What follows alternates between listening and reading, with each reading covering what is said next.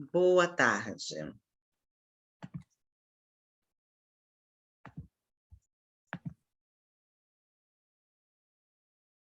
Boa tarde. Posso começar? Boa tarde. Não. Boa tarde. Meu nome é Patrícia Lopes da Costa.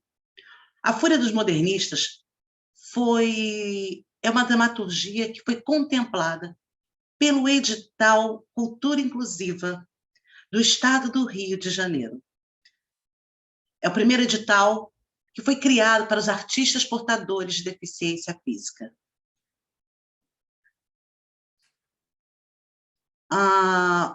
Esse edital trouxe para mim várias oportunidades. Abriu portas dentro do Teatro Prudential, abriu portas dentro do Teatro Tablado, onde trabalhamos e podemos principalmente homenagear os grandes artistas da Semana de Arte Brasileira.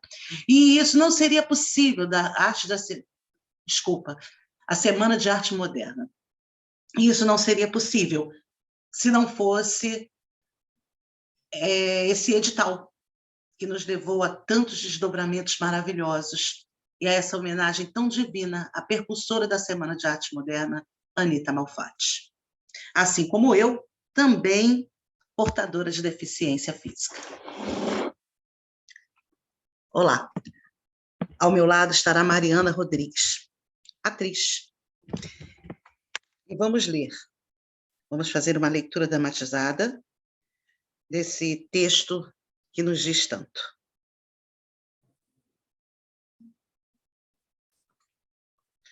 A leitura dramatizada que os senhores ouvirão aqui será sobre um encontro fictício. Ele só existiu na minha cabeça. A dramaturga, eu no caso, que escreveu A Fúria dos Modernistas. Mas poderia ter acontecido. Os senhores vão ouvir pelas vozes, por nossas vozes, a minha voz e Mariana Rodrigues, um diálogo entre a pintora Anita Malfatti e o escritor Monteiro Lobato. Anita é considerada uma percussora da Semana de Arte Moderna, evento que aconteceu entre os dias 13 e 17 de fevereiro, em 1922, no Teatro Municipal de São Paulo, cujo centenário está sendo comemorado neste ano. Não como deveria, pelo que representa a cultura brasileira. Lobato se tornou célebre por seus livros voltados para o público infantil e se notabilizou, se consagrou totalmente depois que algumas das suas obras foram adaptadas para a TV na série O Sítio do Pica-Pau Amarelo, que teve mais de uma produção. Malfatti, como os outros jovens artistas da época, voltavam ao Brasil depois de terem estudado na Europa e nos Estados Unidos, trazendo muitas ideias revolucionárias e uma nova estética de arte. Ela foi estudar no exterior, financiada pelas freiras do colégio interno que estudara em São Paulo, e por alguns amigos. Os outros pertenciam a famílias abastadas ou de classe média alta. Lobato, já famoso, visitou a primeira exposição da Anita Malfatti, em 1917, nas dependências do Mapping Stores, uma loja de departamentos que ficava na rua Líbero Badaró, na qual expôs 53 obras, entre pinturas, aquarelas e gravuras. Lobato não compreendeu o estilo artístico da Anita, comparando seus quadros aos desenhos que ornam as paredes internas do manicômio. E ainda uma arte anormal.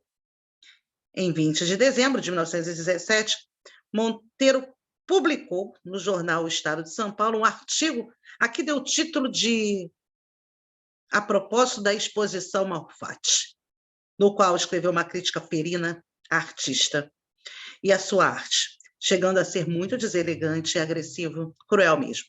Esse texto de Lobato é considerado um marco da cultura brasileira e tido como um dos fatores que desencadearam o movimento que resultaria na já citada Semana de Arte Moderna de 1922. E eu baseei-me, me inspirei num fato real.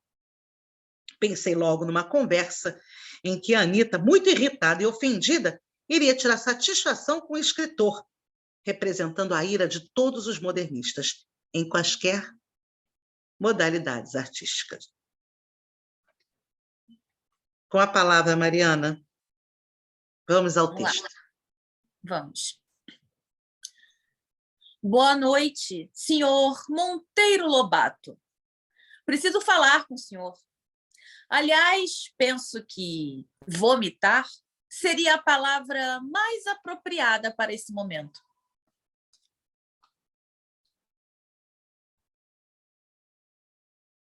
Já sei o motivo da sua irritação, senhora Malfatti. E acho que vomitar seria próprio. Não querendo ser indelicado, mas o mesmo me ocorreu quando tive o desprazer de perder o meu tempo sendo apresentada a sua obra sem nenhum valor. Sem nenhum valor? Deixe de falácias e vamos direto ao que interessa. A verdade é que o senhor é formado em direito, mas eu questiono como tem a petulância de julgar as minhas obras de maneira tão agressiva, se é pouco entendedor do que acontece ao redor do mundo. Bem, agora tenho que dar satisfações à senhora dos meus escritos, menina. Era só o que me faltava. Penso que petulante é a senhora. Afinal de contas, para se julgar rabiscos e manchas não é necessário qualquer diploma ou formação. Apenas ter olhos e se aperceber daquelas distorções, a qual a senhora chama de arte. O que eu chamo arte? O senhor é incapaz de olhar para fora do seu umbigo. E agindo assim comigo me faz até rir. Queria ver o senhor encarar a Tarsila e a aristocracia da família dela. O senhor é um covarde, sem contar o machismo que o cerca, porque com homem nenhum o senhor seria tão descortês. Isso é um fato. Quer dizer agora que não admirar a sua obra é sinal de baixismo.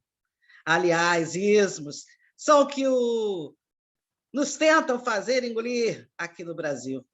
Com nossa arte já bem definida e bela, esses tais de impressionismo, cubismo, futurismo e sei lá mais o quê, traços de insanidades é o que são. Quer ver o que o senhor escreveu na crítica que fez ao meu trabalho? Eu vou ler para o senhor. São produtos de cansaço e do sadismo de todos os períodos de decadência. São frutos de fins de estação, bichados ao nascedouro. Estrelas cadentes brilham um instante, as mais das vezes com a luz de escândalo, e somem-se logo nas trevas do esquecimento. Não, Lobato, não cairei de esquecimento. Esses ismos que o senhor menciona serão inesquecíveis. Minha cara Anitta, a senhora leu somente o que lhe interessava. O senhor me fez perder dinheiro. Seu monstro, por sua causa, deixei de vender alguns quadros. Como assim?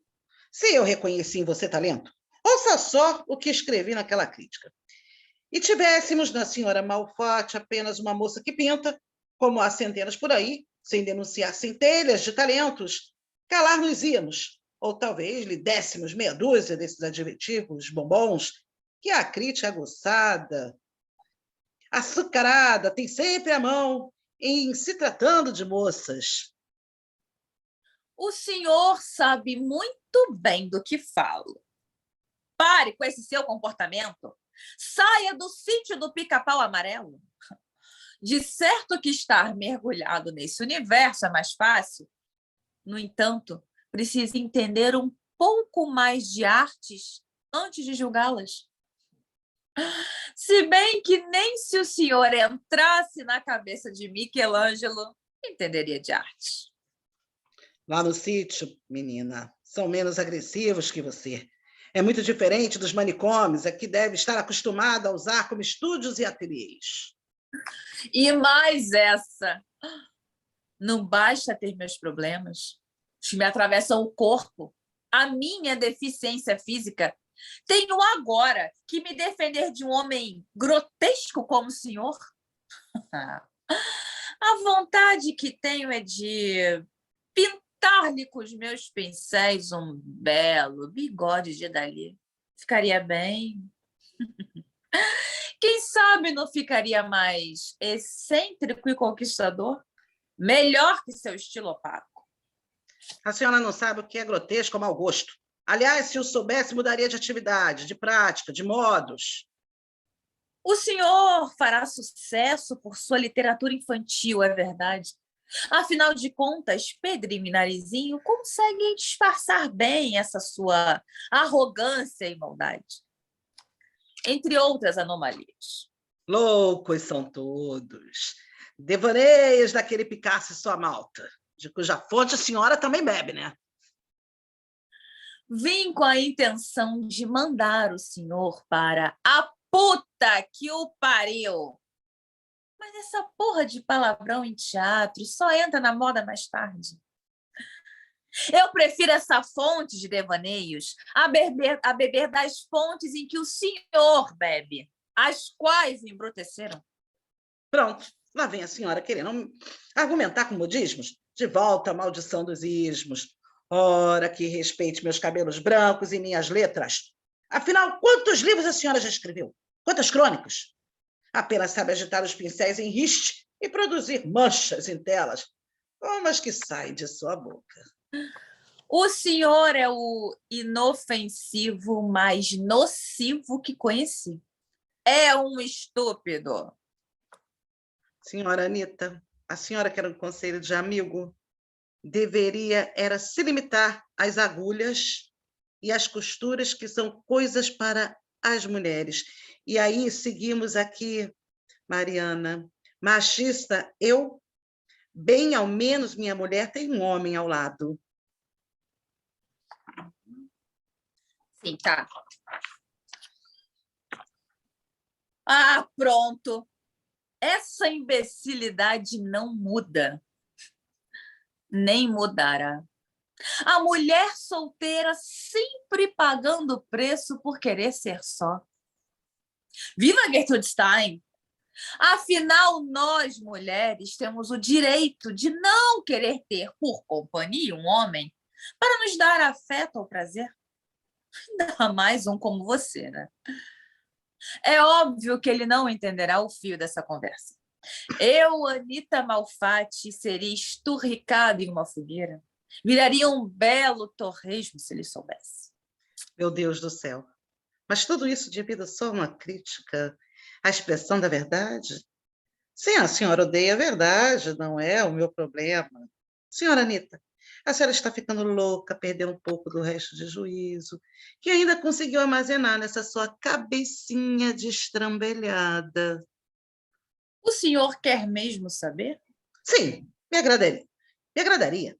Pelo que vejo, não temos outro motivo que faça a senhora vir até aqui para continuar embaçando as verdades, não é verdade?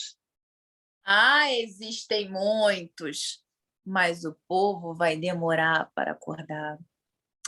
Acordar para a tia Anastácia, que esquecia dos seus reumatismos e trepava, como uma macaca da cor do carvão, pelo mastro de São Pedro acima, né?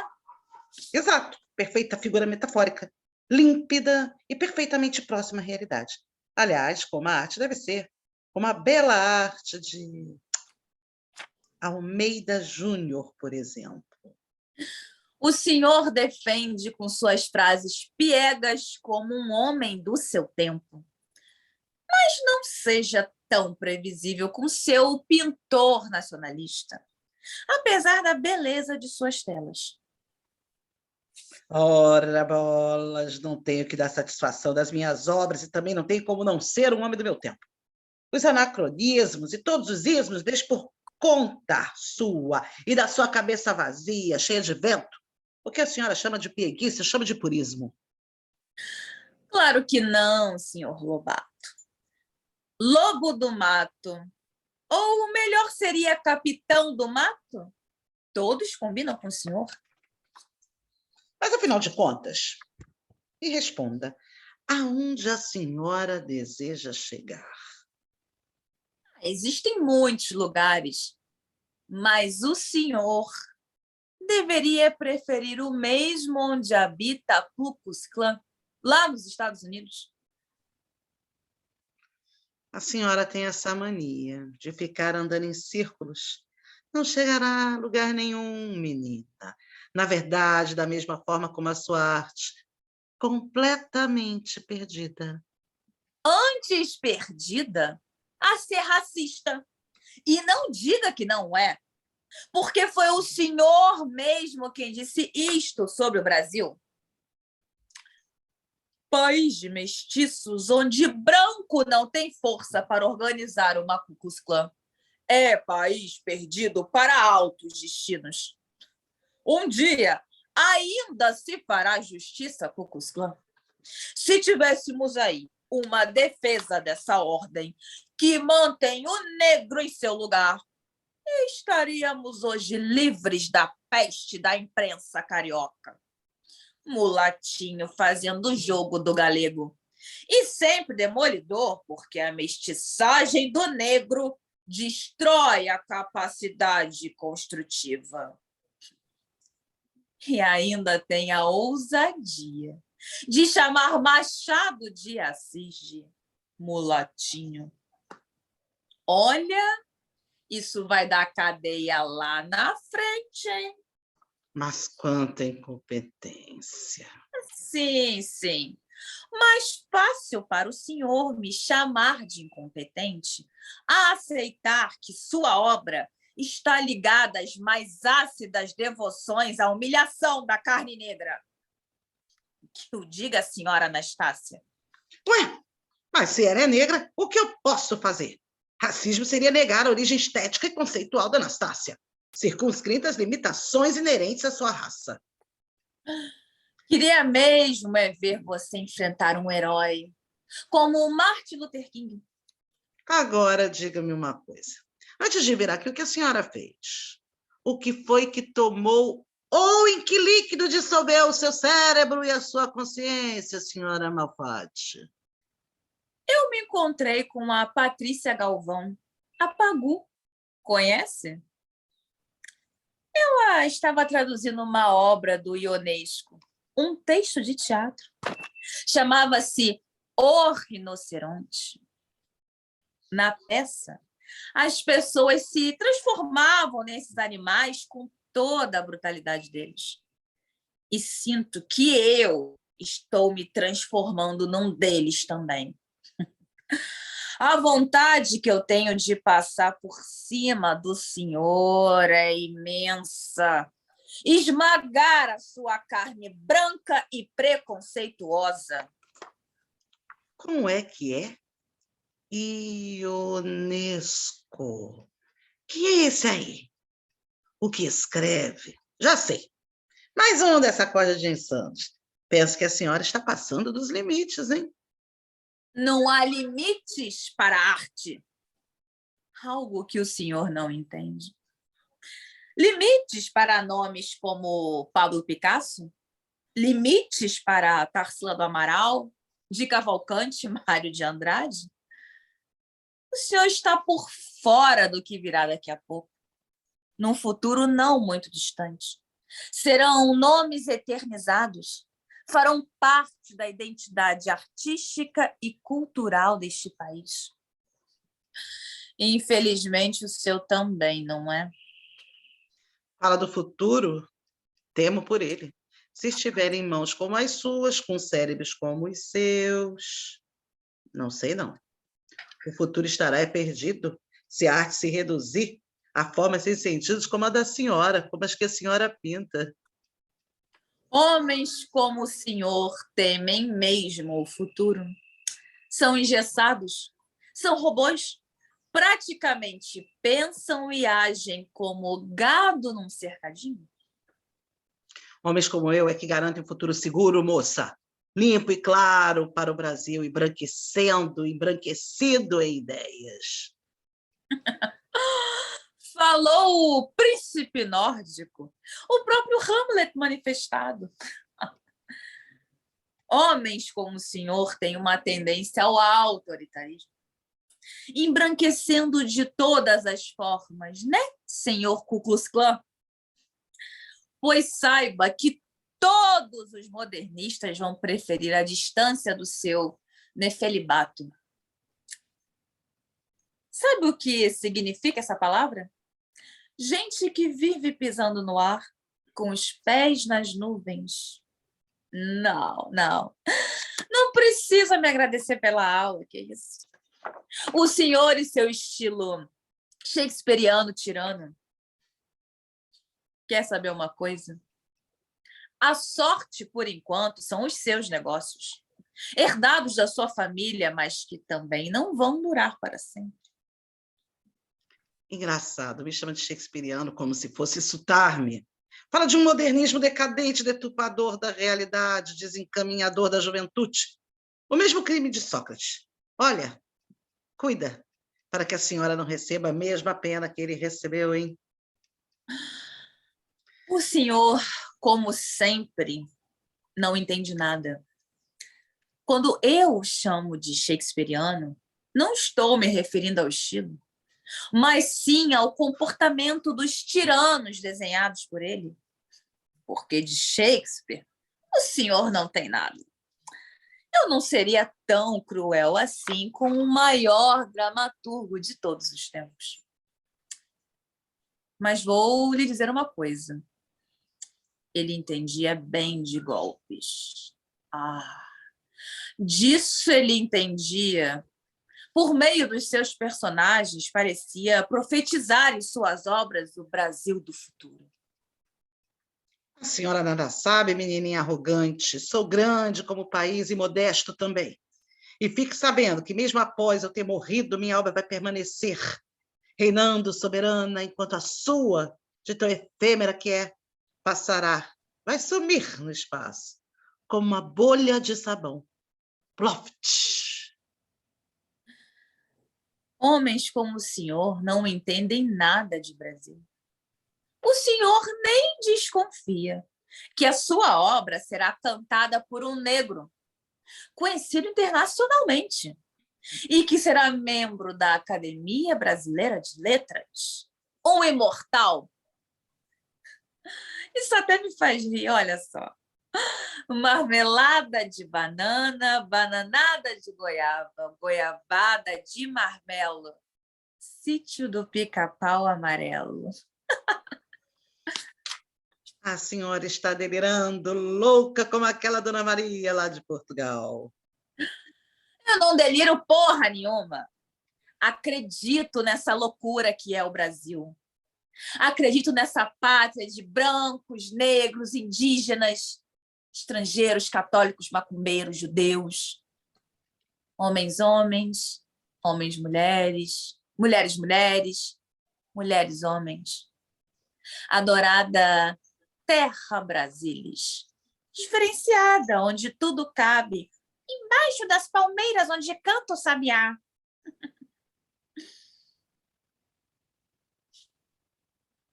A senhora não sabe o que diz. Aliás, nunca soube nem saberá. Não é racismo entender que negros e índios não foram talhados para a intelectualidade. Seus crânios não são grandes o suficiente para abrigar cérebros funcionais, assim como o meu. Cérebros de intelectuais. As habilidades dessa gente estão na resistência e capacidades manuais. Isso é o futuro perfeito, senhora Malfatti. Então, traga-me a cabeça de Lima Barreto e a mediremos. Aproveite e traga-me também a de Machado de Assis, este que será sempre o maior escritor deste país. E vamos, nós dois, juntos, com as nossas mãos, medir os seus crânios e saber o que falta na sua cabeça de merda para acompanhar e entender a grandiosidade dos dois. Aliás, o senhor foi de um ridículo incomensurável ao se atrever a falar do bruxo do Cosme Velho. Daqui a quase 100 anos, o senhor nem sequer será comparado ao Assis. Não chegará à sola de seus pés. Céus, arruaceiros e subversivos? É isso que a ilustríssima senhora me apresenta? Olha, a senhora me desculpe, mas essa sua corja de malfadados só aumenta. Não são exemplos para o Brasil. Subversivos? Ah, faz-me rir, Lobato. Sabe de uma coisa? O senhor seria uma vergonha nacional se não fosse o Saci Pererê. Monteiro Lobato, você é um patriota e eu gostaria de entender. Você fala mal dos negros, não os suporta?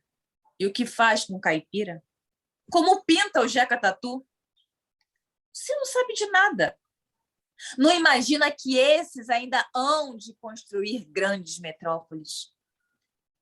Mas essa sua xenofobia ainda estará intrínseca nessa sociedade que até parece que aprendeu com você. Um Brasil imenso que teima em ser pequeno quando ignora que o sangue é o mesmo, só mudam os sotaques e a cor da pele.